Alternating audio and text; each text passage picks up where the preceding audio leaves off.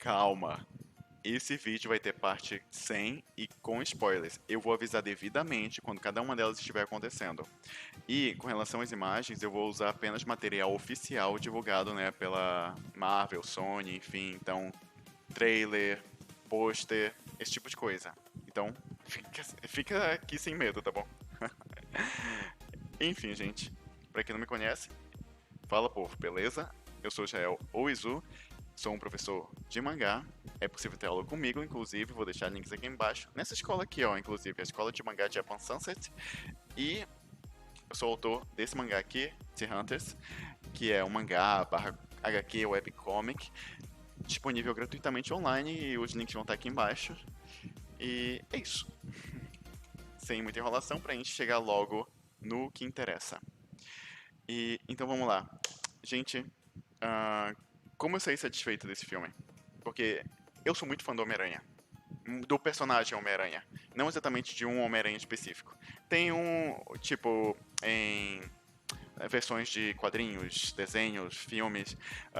Eu tenho alguns preferidos, mas Homem-Aranha no geral é um personagem que eu gosto muito. E uma coisa que eu sempre ficava assim, meio triste com relação aos filmes do Tom Holland era que eu sentia que esse não era o Homem-Aranha. E não especificamente eu tinha um problema com o ator. Muita gente direciona pro ator, quando na verdade o problema pra mim era o roteiro, como ele representava o Homem-Aranha nos filmes, depois que ele começou a fazer parte do MCU. E nesse filme aqui, gente, eu senti que finalmente eles trouxeram a essência do Homem-Aranha, do Peter Parker, do Homem-Aranha, aquilo que faz o personagem ser bom, na minha opinião. E era uma coisa que estava faltando nos outros filmes. O principal era o fato de ter ausência de peso, ter ausência de consequências, porque a história do Homem-Aranha é muito permeada por consequências, né, das escolhas, das ações dele, porque ele tem esses poderes, ele tem grandes responsabilidades, né, ele quer salvar as pessoas, então a vida dele vai acabar em algum aspecto ruim por conta disso, ele vai acabar ferrando outras pessoas por conta disso, vilões vão ir atrás dele por conta disso, e ele tentar lidar com tudo isso, né, enquanto ele tenta tocar pra frente a vida normal dele, né, basicamente. E isso, pra mim, é algo que bate muito na gente, porque rola muita identificação. O Tom Holland, ele é um jovem que ele... o Tom Holland não, o, o Peter Parker, dessa nova versão do Tom Holland, ele é um jovem que muita gente dizia não se identificar. Apesar de, na verdade, ele ser identificável em vários aspectos. Só que eu acho que o aspecto principal, que é na dificuldade da vida do Peter Parker, que é nos perrengues, que é o lance mais universal que esse personagem tem. Porque basicamente ele representa a gente, né? Tentando conciliar a nossa vida, lidando com várias responsabilidades e vários problemas em diversos níveis. Então é muito fácil se identificar com o Peter Parker no geral, essa pegada dele, né? Independente de idade, de. Eu ia dizer classe social, mas eu não vou entrar nesse ponto. Ah, enfim, mas é muito facilmente mais identificável. Ah, tá. E esse filme, pra mim, não exatamente entendeu o Peter Parker, mas foi basicamente uma história de origem do Peter Parker, do Homem-Aranha. Tipo, porque aqui a gente finalmente é apresentado a esse lance da responsabilidade, ao lance do peso das ações, as consequências, e a gente sente ainda mais aqui o fato de ele tendo que se virar. Vamos por partes. Então, ah, primeiramente, esse filme ele tem um trabalho muito grande para fazer, que é conciliar muitos elementos em um filme só. E a Marvel costuma sair muito bem nisso. Já fez isso com Guerra Civil, né? Capitão América Guerra Civil. Já fez isso com todos os filmes dos Vingadores. Principalmente no Vingadores Ultimato e o Guerra Infinita. Guerra Infinita e Ultimato. Que, nossa, é muito nítido ali como eles têm uma boa capacidade ali de condensar elementos sem parecerem desconexos, assim, elementos diferenciados sem parecerem desconexos, sem parecer uma maçaroca de coisas, tudo fazer sentido, tudo ser coeso.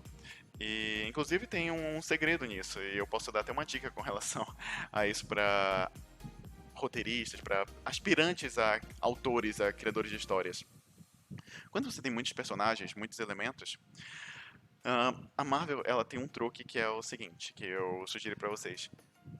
Pega esses elementos, ou personagens geralmente, né? Como, por exemplo, em Vingadores Guerra Civil Ultimato, que tem muito personagem, coloca um meio que no arco do outro, sabe? Lá no Vingadores Ultimato, não, o Ultimato a gente vê, por exemplo, o Guerra Infinita e Ultimato a gente vê, por exemplo, o Rocket Raccoon e o Thor, eles desenvolvendo ali um lance, né, uma amizade, se identificando em certos pontos e isso é muito usado para justamente juntar núcleos, vendo o que tem de semelhante ali que pode ser trabalhado, né? Um pode ajudar o outro naquele arco ali a crescer, a resolver seus próprios problemas, a seguir em frente, a se identificar, enfim, a se desenvolver. Então, uh, quando você tem muita coisa diferente, é bom você juntar algumas, cria alguns grupos e junta um personagem no arco do outro e vai tentando usar isso para desenvolver eles, sabe? E isso ajuda muito na hora de condensar as coisas. Em Guerra Civil eu achei que saíram muito bem, aqui eu achei que saíram muito bem também. E era muito fácil isso daqui ser uma maçaroca muito louca de coisas. Tipo, não dá pra aproveitar muito bem, mas eles souberam dar foco no que era importante, com diálogos muito assertivos. É outra coisa que a Marvel, quando ela quer, quando ela precisa muito, ela consegue fazer bem. É essa assertividade nos diálogos e no tempo de tela, no desenvolvimento. Porque muita gente pensa que pra você desenvolver. ah, Deixa eu ir um pouquinho pra cá. Enfim, deixar nessa cena aqui. Para desenvolver bem vários elementos ou vários personagens, até mesmo quando não tem vários, né? É preciso usar aquele esquema do Naruto, de mostrar um, dois, três, cinco episódios de um passado triste, com muitos detalhes para você entrar ali no personagem, entender e gostar e torcer por ele ou ficar triste. Não, não precisa. Muitas vezes é resolvido em um diálogo ou. ah, é sério, usando as palavras certas, usando o momento certo ali, pegando elementos que vão conectar o público, vão desenvolver aquele personagem, vão. Enfim, deixar tudo junto e coeso. É. Cara, já basta, já funciona. O principal que é bom ter nesse tipo de situação é um tema. Não é obrigatório você ter um tema numa história, né? Um tema, um fio condutor, mas é preferível, porque, como nesse caso aqui, acaba ajudando muito. Porque, por exemplo, aqui, ó, a gente tem a aparição, né, de vários personagens, vários vilões, né, do Homem-Aranha dos Homens-Aranhas originais não, dos antigos Homens-Aranhas, né, das outras franquias. A gente tem aparições de vários vilões, a gente já tá, né, falando em trailer, em post, em divulgação, enfim. E, ah, cara, eles conseguem dar espaço para praticamente todos eles. Alguns menos, alguns mais, mas todos ali tem algum momentinho. E por quê? Porque ah, tem um tema geral no filme, que é basicamente responsabilidade, consequências das suas ações e tomar responsabilidade por isso, né? E crescer com isso. Enfim, e com isso eles conseguem ligar os pontos. Então é sempre preferível você ter um tema, alguma coisa que você queira passar, alguma mensagem, para você conseguir pensar em desenvolver aqueles personagens colados naquela mensagem. Porque isso aí dá uma sensação de mais unidade e acaba sendo mais fácil de você arranjar momentos para eles, já que é baseado nesse fio condutor e soa natural. Então, e, gente, é sério, eu aconselho muito vocês assistirem todos os filmes do Homem-Aranha se você não assistiu. Porque esse filme aqui, ó, como eu falei, aparecem vários vilões, muitos elementos, tá? Da franquia, das franquias anteriores. E quem assistiu tudo vai ter uma experiência muito completa. Esse filme, assim como eu falei de Ultimato e de Guerra Infinita, ele é muito bom, né, em pegar esses vários elementos e condensar e contar uma história coesa. Porém, eles não param pra explicar tanta coisa assim. Tem muita coisa que eles explicam, o contexto dos vilões, ah, e outras coisas relacionadas, né, a filmes de franquias anteriores. Eles dão uma explicada assim, mas bem por cima, bem passando rápido assim. ah, e não é uma explicação detalhada. Então, se você não tem essas informações, se você não assistiu esses filmes, é possível que você não tenha uma experiência tão prazerosa assim, mas porque isso é uma continuação. É sério, é uma continuação dos filmes anteriores. Porque os arcos dos vilões que foram iniciados em filmes anteriores são retomados aqui. Coisas de elementos de filmes anteriores das outras franquias são retomadas aqui. E tem um desfecho. E eu não esperava isso. Gente, eu fiquei embasbacado como coisas que eu vi no filme nos primeiros filmes do Tobey Maguire, né? Serem finalizadas aqui. Cara, 20 anos depois. E é incrível isso. Então, eu aconselho você, se você não assistiu, tô ajeitando a iluminação aqui. Se você não assistiu, eu aconselho você a assistir esses filmes anteriores para ter essa experiência mais completa. Enfim. Então, a gente tem a aparição, né, de vários vilões, vários elementos, e eu vou passando as imagens aqui pra eu me recordar das minhas impressões, tá bom? Uma coisa que eu tenho que falar é que, cara, é incrível como a Marvel tá sempre arranjando espaço pra colocar mais propaganda de brinquedo, né? Porque o principal motivo pelo qual eles mudam os uniformes de personagens entre um filme e outro é pra vender boneco, né? É pra dizer, olha, essa aqui é a versão do Capitão América do Soldado Invernal, que o uniforme dele é muito diferente. Essa aqui é eu percebia muito isso, principalmente no Capitão América, porque cara, não tem porquê ficar mudando.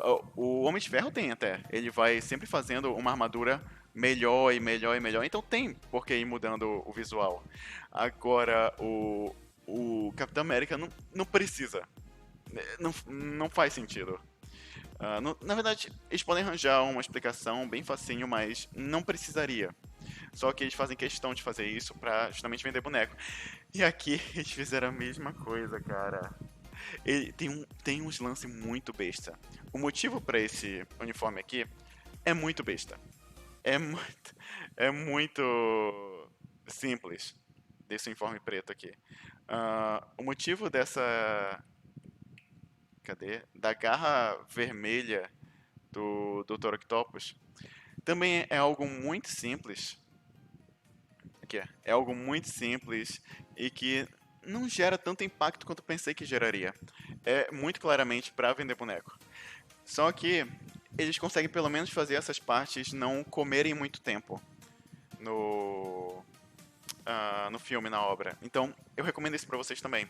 Quando vocês forem fazer uma história, se você quiser colocar ali uma parte, por exemplo, que é só uma comédia, um fanservice, que é algo só pra ser da hora, só pra ser legal, que não realmente vai influenciar tanto na história, eu recomendo que você não gaste muito tempo.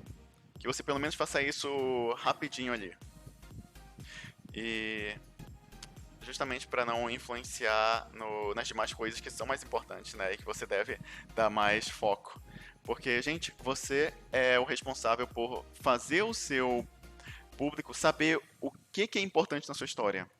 E um dos modos que você faz isso é com tempo de tela. O que tem mais importância, em geral, dá mais tempo de tela, dá mais foco. O que for menos, passa rapidinho. Beleza? Eu achei o começo do filme muito ágil, muito rápido, mas eu. Cara, se fosse um pouquinho mais rápido, um pouquinho mais condensado, porque a gente não tem tempo a perder. É muito detalhe nesse filme. É muita coisa. Só que eu me diverti o tempo inteiro. Não teve nenhuma parte que eu achei chata. O tempo inteiro tá interessante, tá divertido. Ah, esse começo aqui, eu acho que ela é a parte que mais voa, assim. Você piscou, passou. Eles já tratam essa parte de ele ter a identidade coberta logo no começo. Meio que tiram isso da frente pra lidar logo com a questão dos vilões e outras coisas, né? E e felizmente, eles conseguem fazer com que essa parte, que por mais que ela seja corrida, ela não seja, tipo, ruim, exatamente. Que não fique, tipo, novamente, uma maçaroca de coisa assim, amontoada, blá blá blá. Porque eles têm a feliz ideia de usar isso como comédia. Ah, calma. É tratado com seriedade, só que nos momentos pontuais, assim. Mas tinha que ter todo um processo, né, de descobrir a identidade do Homem-Aranha. Então, ia ter todo um processo da polícia ir atrás dele, de julgamento, de ele prestar depoimento, de mostrar ele interagindo com as pessoas do dia a dia, como é que. Cara, ia ter. E eu gosto como eles fazem graça com isso, porque. ah, Se não ia ser muita cena recortada, logo uma atrás da outra. E eu acho que seria difícil passar tensão com isso. Eles tratando como comédia, piada no começo, e depois, que, ok, passou a graça, depois ficou sério. Depois isso aqui fica sério e é tratado com mais gravidade. E eu gostei de, nesse começo, eles terem decidido passar rápido, mas divertir o público com isso. Então, aí uma dica pra vocês também. Tenta divertir o seu público. Se tiver alguma parte assim que você acha que o público pode se cansar rápido, ser chato, ah, enfim, que você precisa explicar, mas precisa passar, mostrar, mas você talvez corra o risco de perder a atenção do público, ah, é bom você tentar colocar alguma coisa ali que entretenha o público. Pode ser ação, comédia, outras coisas, mas tentar, né, dar uma recompensa pro público para ele acompanhar essa parte que tem que ser passada, né? Enfim.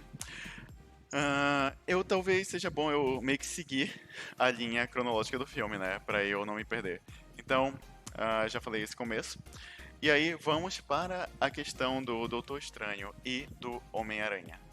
Né? Essa parte do feitiço aqui, que nos trailers era muito estranha. Porque parecia que o Doutor Estranho, ele tava sendo muito imprudente, né? Ele tava, tá bom, você tá querendo que todo mundo te esqueça, esqueça que você é Homem-Aranha, eu vou fazer o feitiço aqui, blá blá, e tanto que o Wong no trailer ele fala, ei, Strange, não faz aquele feitiço, tá bom? E no filme isso é diferente, no filme cortaram, aliás, essa fala do Wong. Ainda tá na parte sem spoilers, tá bom, gente? Tô falando coisas bem de leve aqui. Cortaram essa fala do Wong. Mas eles deixam, eu não vou dizer como, parecer menos imprudente isso. É mais culpa do Peter e menos imprudência do Doutor Estranho. Ainda fica um pouquinho esquisita, eu acho que ainda fica. Tem algumas coisas no filme que ficam. Tem cenas com o Ned, quem viu vai saber o que é. Uma coisa que ele aprende a fazer. Enfim. E tem coisas com o Doutor Estranho que são um pouquinho forçadas, que são um pouquinho, sabe, fanservice ali, ou facilitação do roteiro, só pra história rolar, que pra mim não são exatamente um defeito. Porque tem um lance que, quando você tá escrevendo a sua história e você quer fazer algo que, cara, tem muita chance do público. Você sempre trabalha com chances, tá bom, gente? Coisas que tem muita chance do público talvez não gostar ou tem chance de gostar. Não tem algo definitivo assim que, pá, vai funcionar desse jeito. A gente trabalha com tentativa e erro, chances, assim, apostas. Enfim, e... Então, se você tem algumas partes assim que é possível que o seu público ele ache forçado, é bom você ter a noção do equilíbrio. Que nem eu falei na situação anterior, se você tem uma parte chata, tenta equilibrar com alguma situação divertida, pelo menos. Aqui, se você tem alguma coisa que é meio forçadinha, é meio facilitação do roteiro, só pra acontecer, você pode equilibrar isso com outras coisas. A Pixar faz isso muito bem. A Pixar meio que tem uma regra que é você colocar o personagem problema através de coincidências. Então, se você tiver alguma facilitação pro personagem, logo em seguida, coloca algum problema pra ele. E principalmente é ótimo se esse problema tiver a ver com essa facilitação. Por exemplo, isso daqui, né? Que essa cena aqui só trouxe problemas pro Peter Parker, porque aí vieram os vilões e vieram consequências com esses vilões. E depois ele toma outras atitudes que vão levar ainda mais consequências e mais problemas. Então eu acho que isso equilibra muito o filme. Eu não gosto quando a pessoa tenta meio que dizer que, ah não, isso aqui ficou forçado, então o filme todo é ruim. Claro que as pessoas têm diferentes níveis de se convencer, né? De suspeição de descrença e de se convencer a respeito das coisas que estão rolando no filme. Então tem gente que vai comprar, tem gente que não vai comprar, normal. Mas eu não gosto quando as pessoas. Eu sempre torço o nariz quando as pessoas tentam definir. Não, mas o filme foi estragado por essa cena. Acabou. Porque tem muito mais coisa envolvida. E muitas vezes eles tentam compensar isso de alguma forma. Eu falo muito disso no meu vídeo de Boku no Hero. Aliás, se tudo der certo, semana que vem, quem é fã de Boku no Hero ou não, vai gostar do que tô preparando pra semana que vem. Esperem, aguardem. Enfim, então eles compensam muito isso com consequências, com problemas pro Peter. E então é um filme que eu acho extremamente equilibrado, usam muitas técnicas de roteiro pra organizar e pra equilibrar as coisas. E por isso eu não consegui achar o filme forçado, não consegui achar o filme, não sei, ruim, né? Assim, desorganizado, bagunçado, esse tipo de coisa. Não consegui, porque eu achei que eles fizeram isso muito, muito bem. E. Tá. Tem esse lance dos vilões. Acontece esse lance do. Enfim, do vestido do Doutor Estranho. E gera umas cenas muito legais, como o combate do Peter com o Doutor Estranho. Que é muito interessante, é muito interessante. Eu gostei. Eu achei que eles foram bem criativos, assim, na batalha, porque a gente geralmente pensaria que, o Peter Parker não tem chance. Mas, novamente, eu acho que eles equilibram bem as coisas pra ficar um negócio bem equilibrado ali e interessante de acompanhar.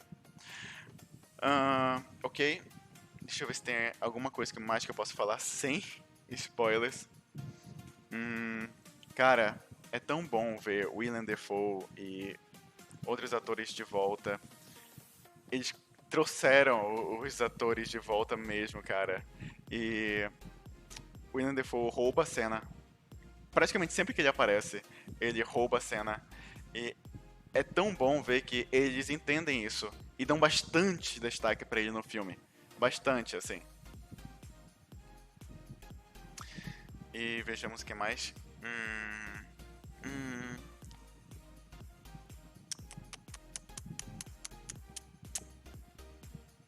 Eu vou dar só uma pausa aqui pra organizar um pouquinho as ideias e já volto. Ok. Ok, voltei. Vocês nem sentiram, né? Enfim. Gente, esse é um filme lotado de fanservice. Se você gosta de fanservice, você vai adorar esse filme. Tem vezes que. Muitas vezes que eles param um pouco o filme pra fazer fanservice. Só que, como eu falei, passa rapidinho em geral. Mas eles param e. Cara, quem gosta disso vai adorar. Porque eles fazem isso muito. Sempre dão um jeito de enfiar algum fanservice aqui e ali. E, novamente, na verdade, eu não sei se eu falei isso no começo, mas eu gosto como parece que eles finalmente entenderam o Homem-Aranha. E não exatamente entenderam, mas finalmente quiseram representar isso. Porque, como eu falei. Opa, estão me ligando aqui. Desculpa as interrupções, gente. Enfim, eles não exatamente entenderam, mas parece que finalmente eles tiveram espaço para representar isso. Porque, cara, é cada vez mais nítido que o principal defeito dos filmes anteriores do Homem-Aranha era o Homem de Ferro. Era a presença grande, assim, do Robert Downey Jr. e como eles tinham que conectar isso ao Homem-Aranha. E o jeito que eles conectaram isso era dando uma figura paterna pra ele. né? E era difícil fazer o Homem-Aranha mais independente, o Homem-Aranha mais lidando com as próprias responsabilidades, com o Homem de Ferro e a sombra do Homem de Ferro ali resolvendo tudo. Então, finalmente eles fizeram isso daqui. Finalmente eles conseguiram dar uma desassociada, assim, do Homem de Ferro para ele andar com as próprias pernas. E ele lidar com problemas que nem a tecnologia Stark pode resolver. E, cara, eu achava que eles iam fazer isso, inclusive, no primeiro filme. Acho que talvez já seja bom eu entrar na parte de spoiler, porque eu não vou dar spoilers pesados, tá bom, gente? Não vou. Mas tem gente que não gosta, então eu vou entrar aqui na parte de spoilers e vejamos. Enquanto eu estiver assim, ó, com a mão no meu rosto, eu tô falando de spoilers, tá bom? Enfim, entramos. Então tá. Ahn, uma coisa muito leve aqui é que, cara, eu pensava que no primeiro filme do Homem-Aranha do Tom Holland, eles iriam usar o esquema que eles usaram aqui, que é basicamente ah, ele fazer, né, o próprio uniforme, ele tentar dizer não para certas escolhas que facilitariam a vida dele, porque ele viu que aquilo não estava fazendo bem para assim, o desenvolvimento dele, para o caminho que ele deveria trilhar, enfim. Eu achava que eles iam fazer isso no primeiro filme, porque eu acompanho, né, muito as notícias, né, as coisas que acabam vazando, as coisas que acabam ah, sendo divulgadas. E, pra mim, na minha cabeça, eu tinha montado o primeiro filme do Tom Holland todinho aqui, na minha cabeça, que era, ele mesmo decide dizer não para o traje do Homem de Ferro, que foi dado para ele poder, né, fazer as coisas do jeito dele, porque ele viu que ele estava se perdendo nisso. Ele viu que ele não estava vendo o que era mais importante, que problemas estavam acontecendo por isso, e que ele tinha que crescer como personagem por conta disso. E isso é feito aqui, né? Ele acaba ah, meio que, cara, eu tô tentando falar com spoiler, mas sem dar spoiler tão grande. Ele tenta realmente se desgarrar de tudo relacionado ao Tony Stark, inclusive o uniforme. Eu não lembro agora se o uniforme dele quebra ou se ele mesmo diz não pro uniforme, né?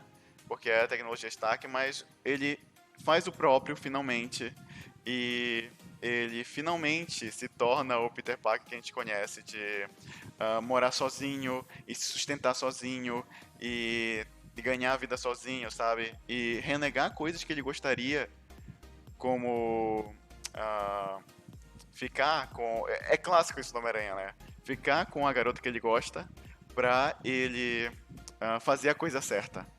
E o interessante é que ele aprende durante o filme isso. E é natural isso. E a gente vê a evolução dele. O filme consegue muito bem mostrar pra gente como o Tom Holland, ou melhor, o Peter Parker do Tom Holland, ele sai de alguém que não sabe o que é responsabilidade exatamente, que não sabe o que é andar com as próprias pernas exatamente, e aprender a querer, a querer tomar as responsabilidades, a querer. Pera aí que estão me ligando de novo. Um instante. Ok. Espero agora que tenha acabado as interrupções. Enfim, opa, pronto. Ah, então, eles conseguem fazer isso de uma forma muito natural, que você entende o passo a passo, que você vê a evolução do personagem, que você, enfim, entende, sente tudo. E eles conseguem transformar o Peter Parker do Tom Holland no Homem-Aranha clássico. E isso foi absurdo, porque eles conseguiram fazer isso, cara, de uma forma que, sei lá, eles pegaram o jeito que estava antes e conseguiram adaptar pra virar o Homem-Aranha clássico. E eu fiquei abismado, fiquei besta, porque é aquele lance de a gente pensar que já tá tudo tão diferente, já tá tudo tão, talvez, não exatamente estragado, mas acho que vocês entenderam, já tá tudo tão diferente, o efeito borboleta já foi tão grande que a gente pensa, ok, não tem mais como voltar atrás e ficar natural. E eles conseguiram. E é isso que eu adoro na magia da adaptação. Eu sempre falo aqui que eu adoro adaptações porque eu sempre gosto de ver como várias obras diferentes, ou melhor, várias mídias diferentes conseguem adaptar a mesma obra, né? E fazer mudanças e talvez melhorar uma parte ou outra. Então eu sempre gosto de ver isso. E tá aqui um motivo disso. Porque eles conseguiram, de uma maneira muito bem feita, de uma maneira muito natural, cara, muito inteligente, adaptar, transformar o Tom Holland, ou melhor, o Homem-Aranha do Peter Parker do Tom Holland, no clássico que a gente gosta. E, sinceramente, esse filme, ele pareceu muito uma história de origem nova do Homem-Aranha, desse novo Homem-Aranha, que agora sim ele virou Homem-Aranha. Antes era, tipo, muito superficial. E, novamente, não é culpa do ator. Eu gosto dessa jovialidade dele. Eu prefiro... eu gosto de ser mais jovial e mais leve e tal. Só que eu sentia falta de peso, de parte séria, de consequências. E que tem muito na história do Peter Parker mesmo, né, do personagem. E, enfim, eles conseguiram. Se deixar, eu vou ficar falando muito como eu adoro isso no personagem e como eles conseguiram transportar isso pra cá. E de uma forma muito inteligente, bem feita na questão do roteiro. Então, cara, eu já fui caçoado muitas vezes sobre, por exemplo, eu tá muito confiante com o live action de One Piece que vai ter. De eu achar que tem, sei lá, dá pra fazer live action de tudo. Tudo, tudo, tudo. E as pessoas, não dá, tem coisas que são inadaptáveis. Não existe coisa inadaptável. Eu acho. Talvez tenha, sempre tem uma exceção à regra. Mas, em geral, as coisas são adaptáveis, gente. E dá pra manter a essência, dá pra agradar mais de um público, assim, tanto o original, o que gosta do original, quanto que talvez aprenda a gostar pela adaptação. Dá pra fazer. Só que a pessoa tem que ser muito boa, tem que ser uma equipe boa, tem que ser um roteirista bom, tem que ter o pessoal engajado em fazer direito. E é possível. E esse filme aqui mostra como. É um filme que, cara, eu acho que todo mundo vai terminar satisfeito. É difícil, na minha opinião, as pessoas não. ah, todo mundo que gosta de qualquer das trilogias do Homem-Aranha, ou melhor, do Andrew Garfield não foi uma trilogia, né? Foi 2 filmes. Mas todo mundo vai terminar esse filme satisfeito. Porque eles pegam vários elementos e finalizam aqui. Elementos que foram deixados em aberto. Inclusive, várias teorias, né, foram confirmadas. Possivelmente aquela sua teoria, aquela coisa que você ouviu por aí, ela foi confirmada que vai rolar desse jeito. Então, eu acho que é isso. A questão com spoilers. É, então tá. Acabando a parte com spoilers. Agora, pequenos comentários. Eu achava que o caramba, o J.J. Jameson, que é o J.J. Jameson, ele ia ter uma participação, como eu posso dizer? Ele não aparece tanto. Eu achei que ele ia aparecer mais. Ele não aparece tanto, mas sempre que ele aparece, ele está, ah, como eu posso dizer, fazendo, né, o que ele faz melhor, né, de atacar o Homem-Aranha, mas ele faz o personagem, ajuda o personagem a passar pelo arco dele, ajuda ele a chegar no fundo do poço, né, para depois ele se desenvolver e melhorar. E então eu gostei disso, eu espero que usem mais ele. Ah, é isso. Ok, uma coisa forçadinha que eu ainda não consegui engolir tão bem é o Doutor Estranho basicamente dizendo: então, vocês, adolescentes, crianças, se virem pra resolver essas tretas do multiverso aí. E eu não senti que. A não ser que eu não tenha prestado atenção no filme o suficiente, eu não senti que eles deram uma explicação boa o suficiente, ou equilibraram isso o suficiente, né? Deram uma recompensa justa o suficiente pra.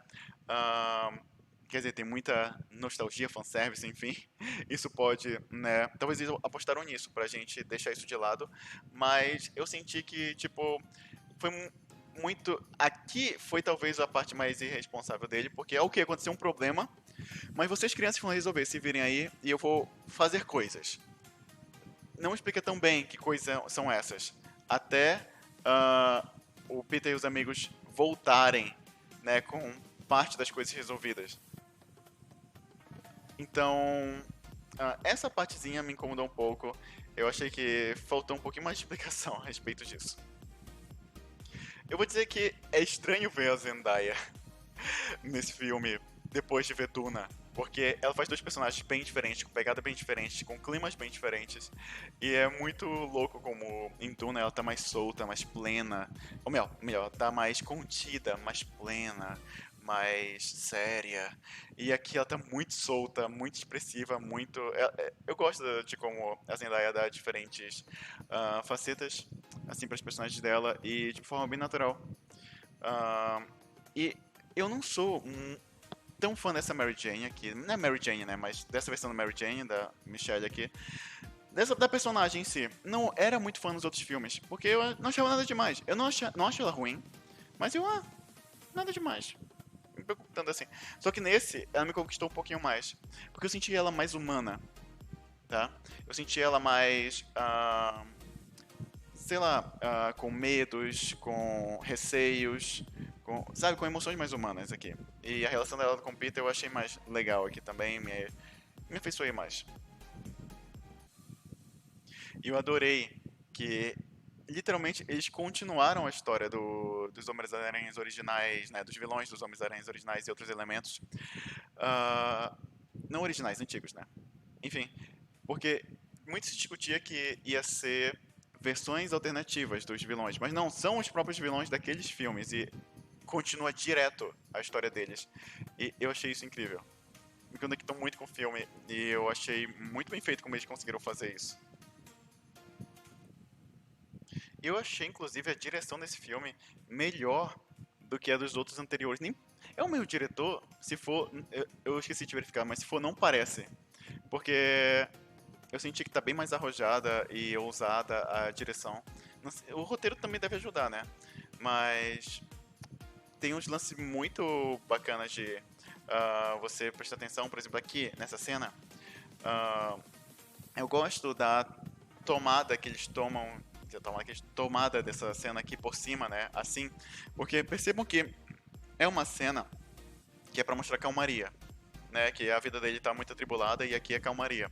E tem muitas linhas retas, né? Inclusive eles estão retos, assim. Não tem uma perspectiva, não tem diferentes planos. É um único plano, né? Uma única imagem ali, sem nada muito interessante. E os poucos elementos ali que tem, né, de cenário são essas linhas aí do piso e são todas retas. E o que isso quer passar? Quer passar chatice, né? Não tem nada muito ousado, nada muito interessante. E é justamente para passar calmaria, uma chatice, né? Boa, na verdade, que é calma, paz, né? Inatividade. E muita coisa nesse filme aí tá bem pensada, tá bem bolada aí para justamente ressaltar os sentimentos e deixar o negócio mais interessante. Enfim, para mim com certeza é o melhor da trilogia do Tom Holland, esse filme. Ele, como eu falei, deve agradar todo mundo. Ah, eu acho que é o filme mais bombástico desse ano. E caramba, eu acho que é o grande evento desde, né, Ultimato. É o grande evento da Marvel desde Ultimato. E, cara, é um filme que sabe ser divertido na medida certa, sabe ser sério na medida certa. E eu até me surpreendi, porque não é comum ter momentos muito sérios e pesados em filmes da Marvel. E aqui tem momentos sérios e pesados. E eu queria ver mais isso, porque eu gosto de como a Marvel, ela é, em geral, né, ela tem a ideia de fazer filmes mais divertidos, filmes mais leves, né, que é pra família toda. Mas, cara, eu quero ver coisas sérias, coisas mais densas, assim, que eu me conecte, que eu sinta peso naquilo, que eu sinta que valeu a pena eu assistir. Porque tem alguns, cara, tem alguns filmes tipo Viúva Negra que, mano, eu senti que, cara, eu podia só ter lido uma notinha ali do que acontece no final do filme, ou melhor, na cena pós-créditos, inclusive, pra eu ter a mesma sensação que eu tive no vendo o filme, que foi tipo, ok, legal essa informação, partir pro próximo, porque foi um filme bem meh, na minha opinião. Porque eu não senti peso, não senti gravidade. Pior que eles até tentam, mas. Enfim. E pois é, eu gostaria que tivesse mais disso, sabe? Mais desse peso, mais dessa gravidade, equilibrado com a comédia. E é isso, gente. Espero que vocês curtam o filme. Ah, é muito divertido, é muito bacana.